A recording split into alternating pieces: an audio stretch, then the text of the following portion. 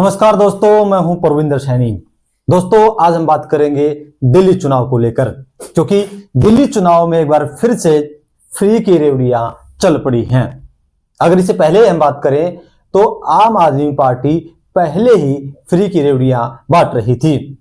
बिजली फ्री, पानी फ्री और महिलाओं के लिए डीटीसी बसों में किराया फ्री। इसके अलावा भी कई बड़ी घोषणाएं जो है केजरीवाल सरकार कर चुकी है, जिसे वो लागू भी कर रही है। अगर हम फ्री की रेवड़ियों की बात करते हैं तो इसको लेकर लगातार सियासत भी होती रही है। भारतीय जनता पार्टी हो या फिर कुछ और तमाम नेता हो जो लगातार फ्री की रेवड़ियों को लेकर सवाल उठाते रहे हैं, क्योंकि कहा यह जा रहा है कि फ्री की रेवड़ियां ठीक नहीं है, कहीं ना कहीं हमारी अर्थव्यवस्था को नुकसान पहुंचाती हैं। लेकिन भारतीय जनता पार्टी पिछले 27 साल से दिल्ली से दूर है। वो केंद्र में तो काबिज है, लेकिन दिल्ली विधानसभा में उनका जादू नहीं चल रहा। और इसी को लेकर आज बीजेपी ने अपना संकल्प पत्र जारी कर दिया है, जिसमें उन्होंने कई बड़ी अहम घोषणाएं की हैं, जिसको लेकर एक बार फिर से जो फ्री की जो रेवड़ियां हैं उसकी चर्चा होने लगी है कि क्या अब दिल्ली में वही राज करेगा जो फ्री की रेवड़ियां बांटेगा। इस विषय पर चर्चा करने के लिए हमारे साथ वरिष्ठ पत्रकार संजय भाटिया हमारे साथ मौजूद हैं। संजय जी, आपका कार्यक्रम में स्वागत है। धन्यवाद। संजय जी, आपसे जानना चाहूंगा, जिस तरीके से लगातार फ्री की रेवड़ियों को लेकर चर्चा होती रही है, बीजेपी ने आज अपना घोषणा पत्र जारी किया जिसमें उन्होंने कई बड़े वादे किए हैं। तो क्या हम ये मान लें कि जो फ्री की रेवड़ी बांटेगा वही दिल्ली पर राज करेगा? देखिए परविंदर जी, पहले कहा जाता था कि आम आदमी पार्टी के ऊपर आरोप लगाया जा रहा था कि आम आदमी पार्टी फ्री की रेवड़ियां बांट कर ही सत्ता प्राप्त कर रही है और करती आई है। लेकिन अब मैं देख रहा हूं कि जब से ये चुनाव चला है, दिल्ली का विधानसभा चुनाव है, तो भारतीय जनता पार्टी, मैं इसमें जोड़ूंगा एक बात, कि इसको बड़ा गंभीरता से और इतना मजबूती से लड़ना चाहती है, क्योंकि पिछले लगभग करीब 27 वर्षों से सत्ता से बाहर है भारतीय जनता पार्टी। तो राजनीति में साम दाम दंड भेद की नीति जो चलती है, तो भारतीय जनता पार्टी अपनी ओर से पूरा ये प्रयास करना चाह रही है कि किसी न किसी प्रकार से इस बार 2025 के इस चुनाव में वो सत्ता हासिल करे।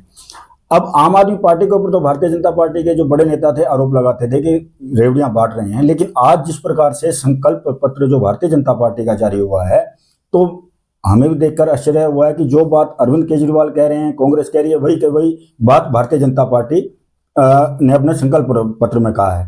तो इसका मतलब साफ जाहिर है कि लोग भी समझ रहे हैं कि अब चाहे कितनी भी बड़ी बड़ी बातें करने वाली पार्टियां हों, चाहे उसको फ्री की रेवड़ी कहने वाली पार्टियां हों जैसे भारतीय जनता पार्टी, इसके बिना दिल्ली की सत्ता प्राप्त करना कठिन है। दोस्तों, अगर हम बात करें तो आज जो बीजेपी ने अपना संकल्प पत्र जारी किया है उसकी बड़ी और अहम बातें ये हैं कि महिला समृद्धि योजना के तहत महिलाओं को प्रति महीने 2500 रुपए दिए जाएंगे।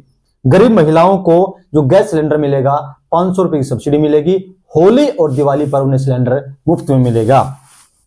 गर्भवती महिलाओं को जो 6000 रुपए मिलते थे अब उन्हें 21000 रुपए मिलेंगे अगर दिल्ली में बीजेपी की सरकार आती है। तो 70 साल से अधिक आयु के जो बुजुर्ग व्यक्ति हैं उन्हें 10 लाख रुपए का आयुष्मान कार्ड मिलेगा। 5 लाख का दिल्ली सरकार की तरफ से, 5 लाख का केंद्र सरकार की तरफ से। आपको यह भी बता दें कि दिल्ली में आयुष्मान कार्ड की योजना नहीं है, जिस पर लगातार राजनीति भी होती रही है। इसके अलावा विधवा महिलाओं को 2500 रुपए की बजाय अब 3000 रुपए की पेंशन दी जाएगी अगर वहां पर बीजेपी की सरकार बनती है। झुग्गी झोपड़ी के जो इलाके हैं वहां पर 5 रुपए में उन्हें भरपेट भोजन मिलेगा। तो ये बड़ी और अहम बातें हैं जिनको लेकर आज बीजेपी ने घोषणा की है। भाटिया जी, आपसे समझना चाहूंगा कि जिस तरीके से एक लंबी चौड़ी जो लिस्ट है बीजेपी ने वो जारी की है। बीजेपी ने कहा कि हम 3 पार्टों में अपना घोषणा पत्र जारी करेंगे, पहला आज, 2 पार्ट बाद में आएंगे। तो क्या हम ये मान सकते हैं कि जो ये घोषणाएं की गई हैं, क्या ये अरविंद केजरीवाल की काट हैं? अब वही बात आ रही है, जब चुनाव शुरू हुए थे तो उसमें ये बताया जा रहा था कि अरविंद केजरीवाल बड़े घबराए हुए हैं। ठीक है जी, सब पार्टियां, कांग्रेस हो चाहे भारतीय जनता पार्टी हो, उनके नेता ये प्रचार कर रहे थे कि अरविंद केजरीवाल इस बार थोड़े घबराए हुए हैं। लेकिन आज जो संकल्प पत्र भारतीय जनता पार्टी का जारी हुआ है तो उससे कहीं नहीं लगता कि अरविंद केजरीवाल घबराए हुए हैं, बल्कि घबराए हुए सभी पार्टियां घबराई हुई हैं 2025 के इस चुनाव में। अब जिस प्रकार से घोषणाएं जारी की जा रही हैं, अब देखिए, मैंने वही पहले वाली बात जो आपने पूछा था कि फ्री की घोषणा कहना, हम किसी को आरोप तो लगा देते हैं, लेकिन जब स्वयं का वक्त आता है तो हमें भी वही की वही बात अपने घोषणा पत्र में या संकल्प पत्र में जारी करनी पड़ रही है। अरविंद केजरीवाल आज भी दिल्ली के अंदर, देखिए सब जितने बड़े राजनीति के जानकार हैं या दिल्ली का जो सर्वे है, माना जाता है कि जो 80% गरीब आदमी है या मिडिल क्लास फैमिली है आज भी अरविंद केजरीवाल के साथ है। इस बात को भारतीय जनता पार्टी भी मानती है, क्योंकि भारतीय जनता पार्टी को आरंभ से ही शहरी पार्टी कहा जाता है। ठीक है सर।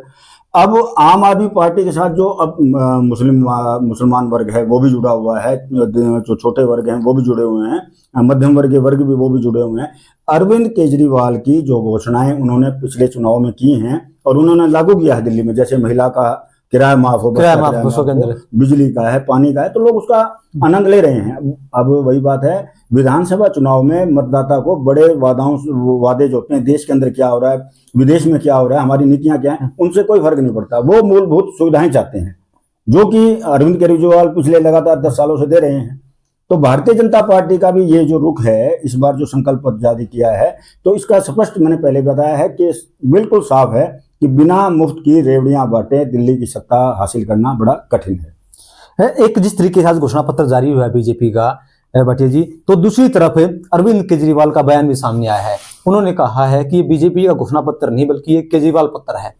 तो क्या हम ये मान सकते हैं कि पूरा एक केजरीवाल का जो घोषणा पत्र में कॉपी पेस्ट है ये? तो अभी मैंने आपको बताया ना, जिस केजरीवाल पे भारतीय जनता पार्टी कांग्रेस के लीडर आरोप लगाते थे कि फ्री की रेवड़ियां बांटकर केजरीवाल सत्ता हासिल कर रहे हैं, आज वही की वही घोषणाएं जो अन्य पार्टियां कर रही हैं, तो केजरीवाल का कहना स्वाभाविक है। भटिया जी, जिस तरीके से अगर हम देखते हैं आम आदमी पार्टी को, तो इसमें उन्होंने ये भी कहा कि जो पुजारी हैं, जो ग्रंथी हैं, उनको वे 18,000 रुपए की हर महीने आर्थिक मदद देंगे। तो क्या चुनाव में जिस तरीके से बार बार ये मुद्दा उठ रहा है कि को बीजेपी जो आम आदमी पार्टी जो अरविंद केजरीवाल है वो लगातार इनको बढ़ावा दे रहे हैं, पुजारी हो या फिर दूसरी तरफ जो वक्फ बोर्ड है उनको बढ़ावा दे रहे हैं, और हिंदू मुस्लिम एक बड़ा मुद्दा है, वो लगातार, क्या ये मुद्दा इस बार गूंजेगा?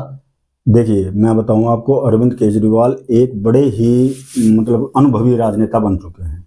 अरविंद केजरीवाल ने भारतीय जनता पार्टी हो, कांग्रेस हो, उससे एक कदम बढ़ाकर ही आगे काम करना चाह रहे हैं। अब ये पुजारियों का था, ग्रंथियों का था 18,000 रुपये महीना कहना, ये बात की बात है, सरकार देगी या ना देगी। लेकिन एक बार तो प्रलोभन के अंदर व्यक्ति आता है। मान लो दिल्ली के अंदर 10,000 पुजारी हैं या 10,000 ग्रंथी हैं, उनमें से 5,000 7,000 तो झुकाव अरविंद केजरीवाल की तरफ होगा। अब अरविंद केजरीवाल घोषणाएं करने में बड़े माहिर हैं, उन्हें पता है आम आदमी क्या चाहता है, आम मतदाता क्या चाहता है। तो अन्य पार्टियां जितनी दूर तक सोचती हैं, उससे पहले ही अरविंद केजरीवाल अपने घोषणा पत्र जारी कर देते हैं, कर दिया है उन्होंने और करते हैं। अब आम आदमी को ये भी यकीन है कि अरविंद केजरीवाल जो कहते हैं वो करते हैं, चाहे वो 18,000 की घोषणा की है, चाहे वो तो बात की बात है।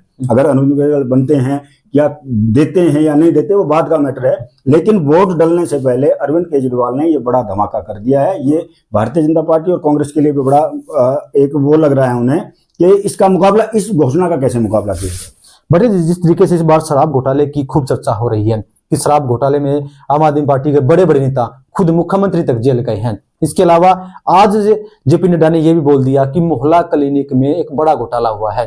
तो बार बार केजरीवाल ये कहते रहे कि हमें आयुष्मान कार्ड की जरूरत नहीं है, हमारा मोहल्ला क्लिनिक चल रहा है। उन्होंने ये भी कह दिया कि मोहल्ला क्लिनिक में बड़ा फर्जीवाड़ा है, अगर हमारी सरकार बनती है तो इसकी जांच कराएंगे, जो दोषी होंगे वो जेल में जाएंगे। तो क्या अब इन बिंदुओं पर पूरा का पूरा जो घटनाक्रम है वो घूमेगा चुनाव का?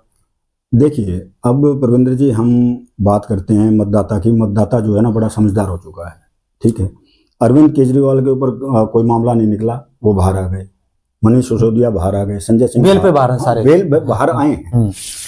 अब कारण क्या हो रहा है कि दिल्ली का जो मतदाता है, अब इसके अंदर एक बात और जोड़ूंगा कि भारतीय जनता पार्टी इस चुनाव को, जैसे मैंने पहले बताया, 2025 के इस चुनाव को क्यों जीतना चाहती है, क्योंकि अगर मतदाता इस बात को समझ गया कि केंद्र में भारतीय जनता पार्टी की सरकार है और यहाँ पर भी अगर भारतीय जनता पार्टी की सरकार आती है तो डबल फायदा होगा, तो ही भारतीय जनता पार्टी को विजय प्राप्त हो सकती है।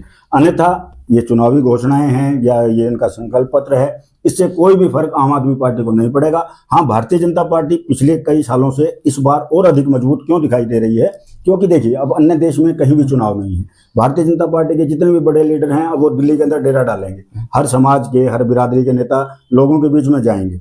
तो मुकाबला, मैं ये नहीं कह रहा कि आम आदमी पार्टी बिल्कुल आसानी से जीत रही है, मुकाबला भारतीय जनता पार्टी और आम आदमी पार्टी के बीच में ही रहेगा। लेकिन अभी तक के जो हालात हैं उसमें मुझे आम आदमी पार्टी अभी ऊपर दिखाई दे रही है।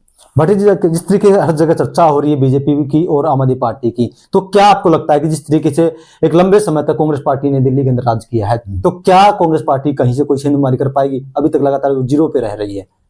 देखिए, आम आदमी पार्टी का जो वोटर है वो पहले सारा कांग्रेस का वोटर होता था। ये जितना भी वोटर है सारा कांग्रेस का होता था। कांग्रेस और भारतीय जनता पार्टी में पहले जैसे मुकाबला होता था, अब आम आदमी पार्टी और भारतीय जनता पार्टी के बीच में हो रहा है। तो कांग्रेस पिछले कई सालों से दिल्ली में बिल्कुल निष्क्रिय पड़ी है। कोई बड़ा लीडर वहां पर, अभी राहुल गांधी ने भी एक ही जनसभा की है शायद दिल्ली के अंदर, यानी कि बड़े लीडरों को देखकर ऐसा लगता है कि दिल्ली की तरफ उनका रुझान कुछ है ही नहीं। तो आम कार्यकर्ता तो है दिल्ली के अंदर कांग्रेस का, लेकिन अधिकांश जो कांग्रेस का कार्यकर्ता था वो अब डाइवर्ट हो चुका है आम आदमी पार्टी में। तो मुझे नहीं लगता कि कांग्रेस बहुत बेहतर प्रदर्शन करने जा रही है। चलिए दोस्तों, तस्वीर पूरी तरीके से साफ है कि दिल्ली का चुनाव जो है इस बार पूरी तरीके से जो फ्री की रेवड़ियां हैं उसके इर्द गिर्द ही घूमेगा, क्योंकि अब तक ये लग रहा था कि भारतीय जनता पार्टी हो सकता है कि जो फ्री की जो रेवड़ियों का जो प्रलोभन है वो जनता को ना दे, लेकिन जिस तरीके से आज बीजेपी ने अपना संकल्प पत्र जारी किया है उससे तस्वीर पूरी तरीके से साफ हो चुकी है कि बीजेपी भी इस बार फ्री का कार्ड खेलने जा रही है। लेकिन उनका ये दाव इस बार कितना सक्सेस होगा या फिर से केजरीवाल बाजी मार लेंगे, ये तो आने वाला वक्त ही बताएगा। इस विषय पर चर्चा करने के लिए भट्टे जी आपका बहुत बहुत धन्यवाद। धन्यवाद।